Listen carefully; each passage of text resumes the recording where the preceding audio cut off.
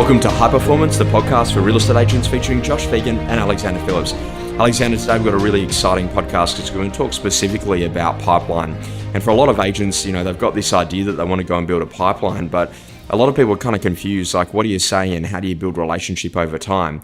So can you talk to us a little bit about what are some of the things that you talk to people about that are on your pipeline? Yeah, Josh, we spoke about this at List Sell Negotiate just a few weeks ago. I suppose there's a lot of different elements within a pipeline. Like, it's firstly like the time frame of when a potential, someone that has an address in your pipeline is going to be selling. So next 30 days, 3 months, 6 months, or haven't made a decision within the next 10 years. And I suppose part of your main job is to remain front of mind. The way I look at it is you want to become their advisor. You want to be the only one that gets in the door when they go to sell. And the only way you can do that is to give them relevant information that they can actually benefit from. Consumers these days, they don't want to know about, the record price down the road and what that, that's great record price, but it's more like what that actually means to them. So, an example of something is, we've obviously... we were just speaking about a minute ago, got some strong auctions on today. And what I've done is not only call obviously everyone that's viewed the property, but knowing there was going to be a great auction is to invite every single person in the street, surrounding streets, in the suburb.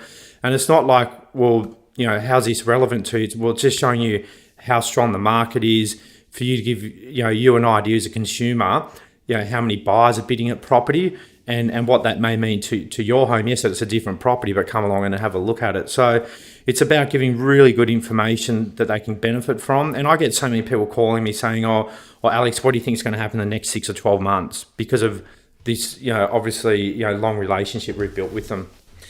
Some agents are at that point where they kind of look at a relationship and they say, look, when I meet someone, these are now the next, 10 phone calls that are going to happen to that person, in 3 months, in 6 months, in 9 months. And we're going to say that and have that conversation.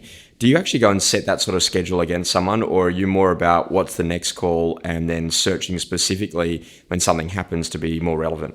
It's searching specifically when it's more relevant. But, just actually yesterday, Josh, I started calling every single one of my past clients, which will then flow into everyone that's, a hot seller. They're the two sort of, separate databases I've got for the end of the year call, which is really, giving them that, update of the year and what we're forecasting for 2017, and just seeing if there's anyone in there that you can pick up that may be thinking of doing something that converts from a past client to a hot seller, or a hot seller that thinking in 2 years' time you've progressed to, first quarter of next year. So, it's that yearly call plus relevant information around, their property when a property is listed, sold, or auctioned. So I guess the big question is, why does this happen to people? And I think that for a lot of real estate agents, they usually start out in trying to build a database, and they quite softly just add anyone to the database and email inquiries and phone calls and stuff over time. But what actually happens is that they don't really go to working that database, and one day they kind of turn up and they look inside of the database and just go, ugh, and they feel like it's just a bit lethargic, it's a bit fat, that it doesn't actually have the capability that they want it to have.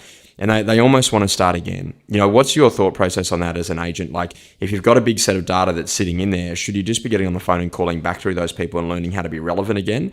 Yeah, well, they're probably just sitting there like almost scared to call them because they haven't been in touch with them. That's what it is.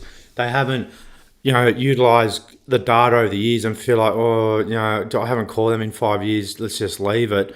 Well, you know what? It's not good you haven't done that. But, Anthony, an agent within our office, had that same scenario, cleaned up his data, just made the decision to let's just get on the phone and re-engage with these people, start building that relationship again. And it wasn't such a cold call that first time around, because great, we haven't heard from you for a few years, but would you like me to keep in touch with you? This is what I'm going to be doing over the course of the next few years to keep in touch, and they then open up to you. So I think it's about an agent being scared and fearful of rejection. It's like cold calling, same thing, and it's also about just getting up and just getting on with it and doing it, and then building that relationship again. And Anthony did that to a client this year in Rose Bay, and they referred him an apartment in Rushcutters Bay, listed and sold, just from the second time he called the guy from re-engaging relationship. It was actually 15 years ago he sold the property for him.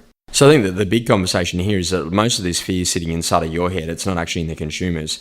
And you actually haven't learned to be relevant. And whilst you're thinking about them, they're not even remotely thinking about you. So you got to learn how to get back relevant in front of that customer and start to have that conversation. Alex, you've been a big proponent around search inside of a database. What are some of the searches that you do? Is it just purely by street address? Is it by suburb? Is it by postcode, to pull out the right group of people to be calling? Yeah, it's pretty open. Like the database isn't too segmented. I've seen some databases there's too much in, they're just too regimented. So yeah, it's like you said, Josh. It's street search, suburb search. Sometimes a postcode, but it's really, if you know your marketplace. I just visualize. Okay, we just sold a house in Tasman Street. Bondi, well, Tasman Street I call first. The next street's Jackaman Street. The next street's Phillips Street. They're all within around there. Then you do a broader Bondi search. So, I think it's just keeping it pretty simple. So I think that for an agent, probably the most important skill is the ability to be able to search inside of your database. We can all use Google, but some people don't know that they can actually use search inside of their database to pull up a better list of people to call. And then when you actually get that list, have a quick look over it, make a decision on who the people that are worthwhile calling, and get on with actually just doing that. And I think that that's where a lot of procrastination happens, is that people will look at a list and then justify the reason why they shouldn't make the call rather than just picking up the phone. Do you see that happen when an agent gets a list of people that, they kind of just filter it so much that there's nearly no one left to call? Yeah, exactly. They've got two. It's just too finely defined, and you just keep it broad. Try and call as many people as possible. That you got to position yourself sit yourself in the consumer's shoes, and find out what they actually want to get out of you, and they have to benefit from it. If they don't really care, and it's irrelevant, and they're not switched on. I think that this is right about getting real clarity in a phone call, that, the first 15 seconds is where all the money's made, and that why are you calling, who's calling, and what the hell does it have to do with me? And if you don't answer those three questions, the customer's just going to hang up anyway. And I think that for a lot of young agents or newer people to the game, what they tend to do is get on the call and then hope that the customer's going to lead them to the promised land. They kind of hope the customer's going to say the right things, but yet they're not actually really getting clear about what are the questions I can ask, or what's the real clarity or purpose of the phone call. If you can get that purpose right, it can change the entire call. What's a little tip that you might use for an agent to make sure that their calls are even better when they're on the phone? Just making sure you've got a really good story behind why you're calling. Have it prepared, short, sharp, 30 seconds. Know what you're talking about. Be confident. And I think that's the important part. Record your phone calls and play it back. And I know that, we're doing some coaching with one of the agents in your office at the moment. And one of the things that I've asked him to do is just over the course of the last week is just to stand during the course of doing a call session.